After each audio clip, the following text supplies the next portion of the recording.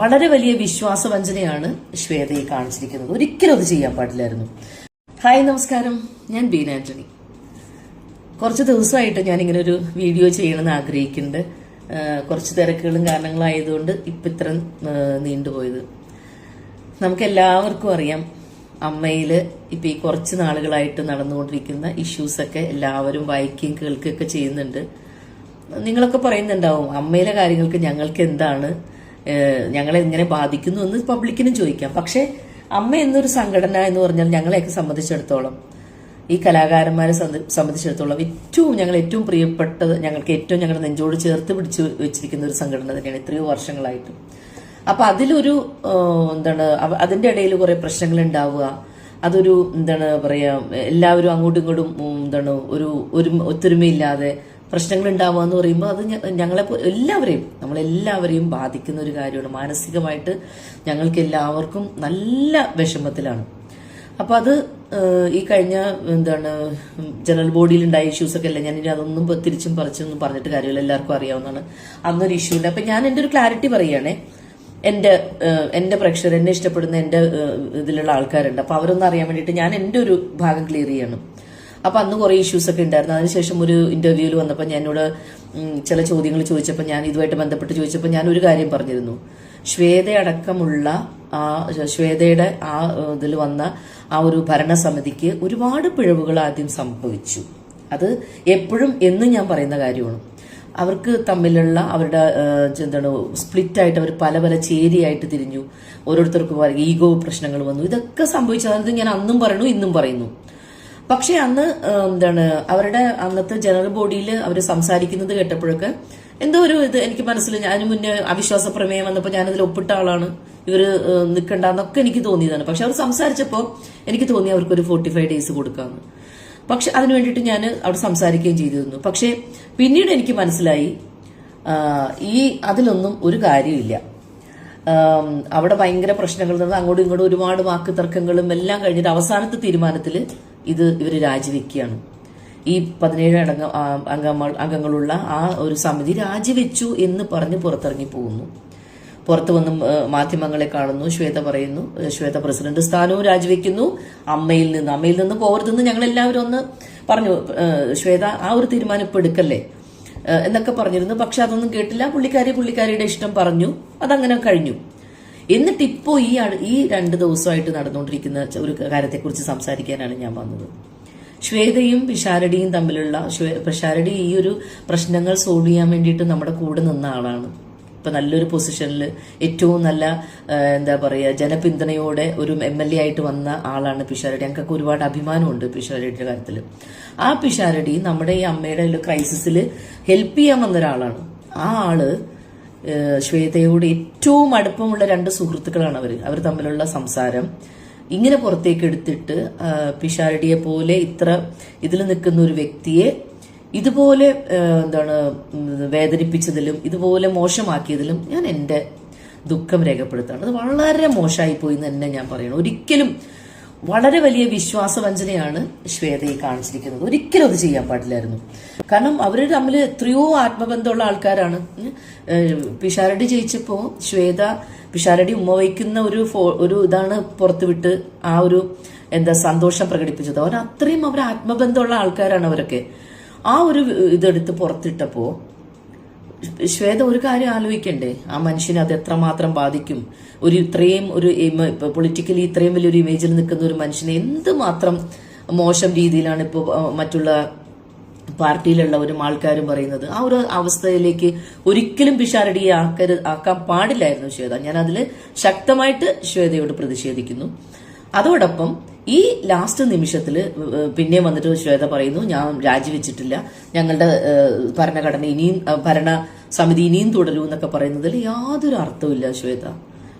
അതിൽ ഇനി ഇങ്ങനെ സപ്പോർട്ട് ചെയ്യാനാ?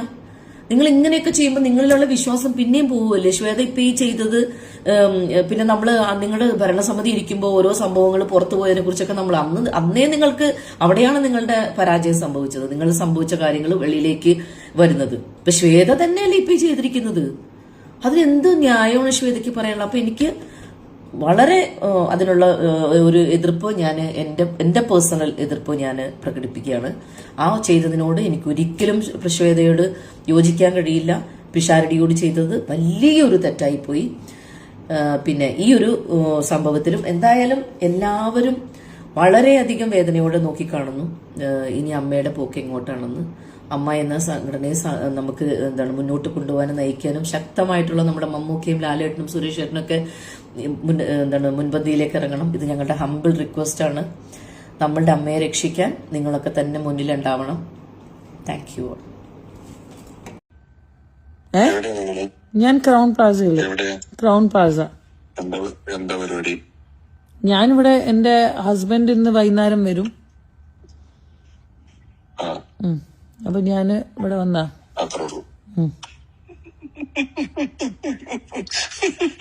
ഹലോ, എന്തേ ഞാനേ നിങ്ങളുടെ ക്രൗൺ പ്ലാസ എന്താ പരിപാടി വൈകിട്ട് ഹസ്ബൻഡ് വരുമോ? അല്ല, അതല്ല, ഞാൻ അങ്ങനെയല്ല. ബോംബെന്ന് മൂപ്പര് വരും എന്നാ ഞാൻ പറഞ്ഞു. അതാ ഞാൻ പറഞ്ഞു, മൂപ്പര് വന്നിട്ടാണോ പരിപാടി? ഓ, ആ പരിപാടി അങ്ങനെയൊന്നുമല്ല. അല്ലേ, ഞാനത് കൂട്ടി വായിക്കാം. നിങ്ങളോട് ചോദിച്ചു എന്താ ഇന്ന് പരിപാടി, ഇന്ന് വൈകിട്ട് ഹസ്ബൻഡ് വരും. ഞാൻ ഭയങ്കര സ്ട്രേറ്റ് ഫോർവേഡ് ആയ ഒരു വ്യക്തിയാണ്. അതാണ് എന്റെ ഏറ്റവും വലിയ പ്രശ്നം. എനിക്ക് ഇങ്ങനത്തെ ഒരു കാര്യങ്ങളും അറിയാത്ത ഒരു കാര്യ.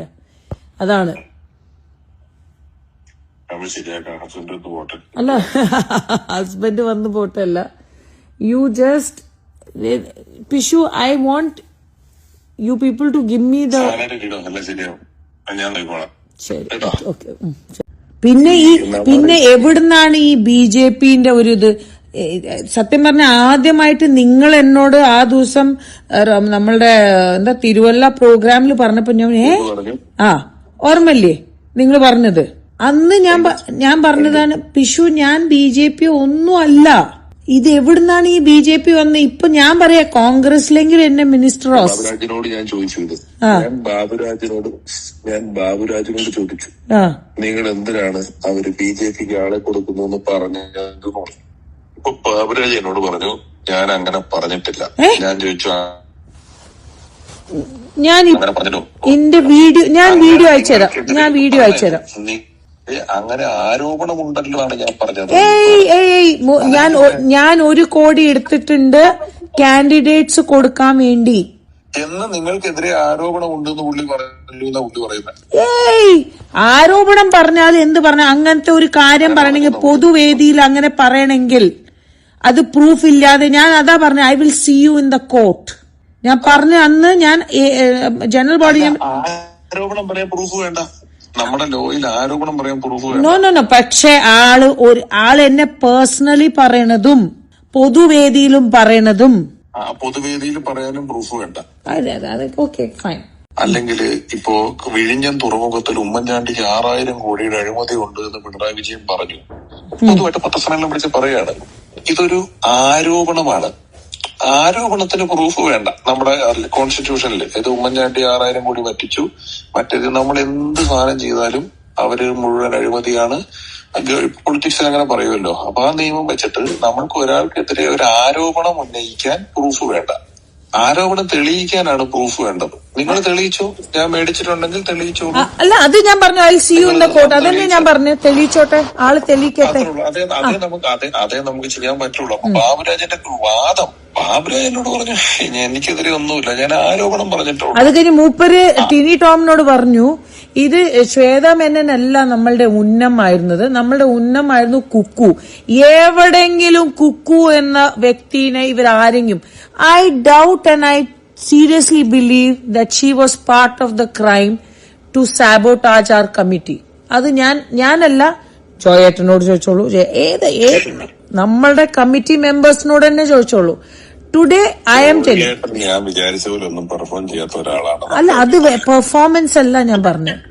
ഞാൻ ഒരു കാര്യത്തിലും പുള്ളി ഇടപെട്ടില്ല സാർ. അയാൾ എല്ലാ കാര്യത്തിലും എപ്പോഴും പറയുന്ന ധീരനായ ഒരാളാണെന്ന് ഞാൻ വിചാരിച്ചു. അല്ല, ആ ദിവസം സ്റ്റേജിൽ പറഞ്ഞല്ലോ, ദാറ്റ് നമ്മുടെ ട്രഷറർ അബ്സ്കോണ്ടർ, നമ്മുടെ ജനറൽ ബോഡി വീഡിയോസ് എങ്ങനത്തെ വാക്കുകൾ പറഞ്ഞു എന്ന്.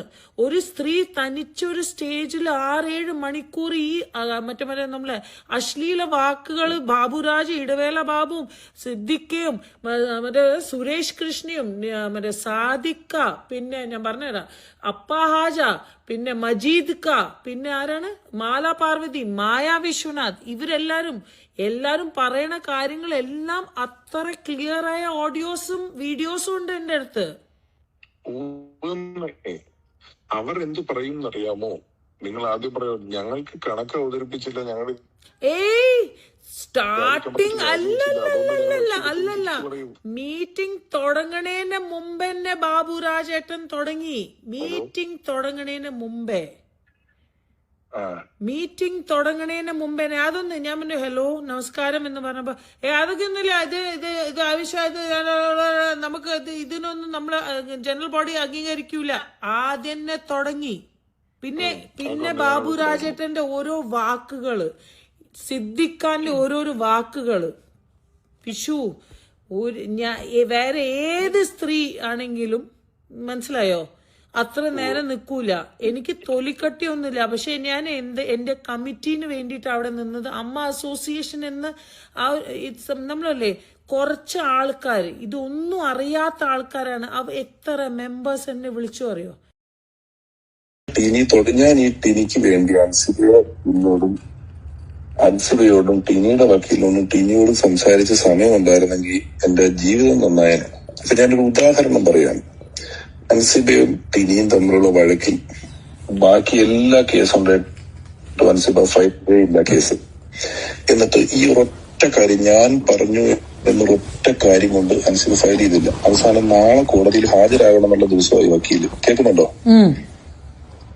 അങ്ങനെ വക്കീലിന്റെ ദിവസം ഞാൻ അൻസിബയുടെ വക്കീലിനെ വിളിച്ചു. പറഞ്ഞോന്നറിയില്ല. അൻസിബയുടെ വക്കീലിനെ വിളിച്ച് സംസാരിച്ചപ്പോ ഞാൻ പറഞ്ഞു, ചേട്ടാ ഇതൊരു ഓവർ ഹിയറിംഗ് കേസാണല്ലോ, നാളെ ഒരു 4 കൊല്ലം കഴിഞ്ഞിട്ട് ടിനി ടോം ഇങ്ങനെ ടിനി ടോമിനെതിരെ തെളിവില്ല എന്നും പറഞ്ഞ് ഈ ടിനി ടോമിനെ വെറുതെ വിട്ടാൽ അന്ന് ഈ അൻസിബ 4 കൂലിന്ന് ചോദിച്ചു. ഇയാളൊറ്റ ഷൗട്ട് ചെയ്തു, നിങ്ങൾ 4 കൊല്ലം കഴിഞ്ഞാൽ ഞാൻ ഈ കേസ് തോറ്റു പോകുമ്പോൾ നിങ്ങൾ എന്ത് ന്യായം വെച്ചാൽ ഐ ഹാവ് ദ പ്രൂഫ്, നിങ്ങൾക്ക് എന്ത് ലോ അറിയാം, അങ്ങനെ ഇങ്ങനെ ഇങ്ങനെ കുറെ നേരം ഉണ്ടായിരുന്നിട്ട് ഞാൻ ചോദിച്ചു, ചേട്ടാ ഒരു കോർട്ടിലെ കേസ് എന്നുള്ള നിലയിൽ 1% ചാൻസ് ഉണ്ടാക്കി തരാൻ പറ്റുമല്ലേ നോക്കാൻ? അതുണ്ട്. ഞാൻ പറഞ്ഞു മതി, ആ 1% സംഭവിക്കുന്നെങ്കിൽ നിങ്ങൾ എന്ത് ചെയ്യുമെന്ന് ചോദിച്ചു. അത് കഴിഞ്ഞിട്ട് ഞാൻ ടിനിയുടെ വക്കീലിനെ വിളിച്ചു. ടിനി എന്നോട് ഒത്തുതീർപ്പാക്കണം എന്ന് കരഞ്ഞ് ടിനിയുടെ ഭാര്യ വിളിച്ച് കരഞ്ഞിട്ടാണ് ഞാൻ ടിനിയുടെ വക്കീലിനെ വിളിക്കുന്നത്. ടിനി കോൺകോളിലാണ്. ടിനിയുടെ വക്കീലിനെ വിളിച്ചിട്ട് ഞാൻ പറഞ്ഞു അൻസിബയുടെ വക്കീലിനോട് ഞാൻ സംസാരിച്ചു, ഇവർ ഒത്തുതീർപ്പാക്കാൻ റെഡിയാണ് പറഞ്ഞപ്പോ ടിനിയുടെ വക്കീൽ പറഞ്ഞു, അൻസിബ ഈ മേലാൽ എവിടെയും ടിനി ടോമിനെ പറ്റി ഞാൻ അനാവശ്യം പറയില്ല എന്ന് എഴുതി ഒപ്പിട്ട് കൊടുക്കണമെന്ന്. നടക്കുന്ന കാര്യമാണേ. അൻസിബ ടിനി മാപ്പ് പറയണമെന്ന് പറഞ്ഞപ്പോ ഞാൻ അൻസിബയോട് പറഞ്ഞു, ടിനി മാപ്പ് പറയില്ല, പറഞ്ഞ അവൻ ചെയ്തു എന്നായി പോകും. ഇത് അറിയാണ്ട് എനിക്ക്, കാരണം ടിനി പബ്ലിക്കായിട്ട് മാപ്പ് പറയണമെന്ന് എന്നോട് അൻസിബ പറഞ്ഞപ്പോ ഞാൻ അൻസിബയോട് പറഞ്ഞു, അൻസിബ അങ്ങനെ പറയരുത്, അങ്ങനെ പറഞ്ഞാൽ അവൻ ചെയ്തു എന്നതിന്റെ അർത്ഥം. അങ്ങനെ ചെയ്തു എന്നാണെങ്കിൽ പിന്നെ അൻസിബയ്ക്ക് കേസില്ലെങ്കിൽ പോലും ഈ സമൂഹത്തിൽ മതസ്പർദ്ധ വളർത്താൻ നോക്കിയെന്നും പറഞ്ഞ് ആർക്കും വേണേ കേസെടുക്കാൻ പറ്റും ഇതിനെതിരെ, സ്വമേധയാ കേസെടുക്കാം. അപ്പൊ അതുകൊണ്ട് അവൻ അത് പറയില്ല എന്ന് ഞാൻ പറഞ്ഞ ഈ കഥ ടിനിക്കറിയാം. ഈ കഥ അറിയാവുന്ന ടിനി ടോം ഇത്രയും ഒത്തുതീർപ്പാക്കണം എന്ന് പറഞ്ഞ ടിനി ടോമിന്റെ വക്കീൽ പറയാം, അൻസിബ ഒരു പേപ്പറിൽ എഴുതി കൊടുക്കണം, ഇത് ഞാൻ അൻസിബയോട് പറഞ്ഞിട്ട് പറഞ്ഞു ഇത് ചെയ്യണ്ട എന്ന് പറഞ്ഞ അൻസിബ പറഞ്ഞു, അങ്ങനെ കാര്യം ചെയ്യുക ചേട്ടാ, മമ്മൂട്ടിയുടെയോ മോഹൻലാലിന്റെയോ അമ്മയുടെ സാന്നിധ്യത്തിൽ, അതുപോലെ എനിക്ക് വിശ്വാസമുള്ള ഒരാളുടെ സാന്നിധ്യത്തിൽ അമ്മയുടെ ഓഫീസിൽ വെച്ച് നമുക്കിത് ചെയ്തു തീർക്കാം, ഒത്തുതീർപ്പാക്കാന്ന് പറഞ്ഞു. അൻസിബ പറഞ്ഞു ഒത്തുതീർപ്പാക്കാം. ഞാൻ നോക്കുമ്പോ മോഹൻലാൽ ജർമ്മനിയിൽ ചെന്നൈയിലുമാണ്.